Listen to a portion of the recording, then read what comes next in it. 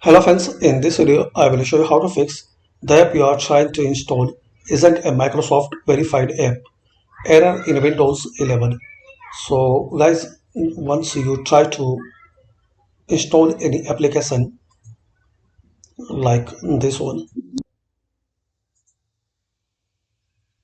so you will see this error. The app you are trying to install isn't a Microsoft verified app. So to resolve this problem, click on Change My App Recommendation Settings,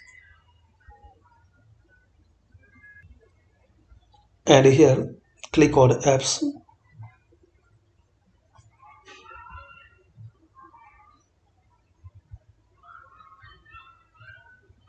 Now here click on Apps, then click on Advanced App Settings. Now here you will see option choose where to get apps. Click here and select Anyway. Just guys, you have to select in this list Anyway.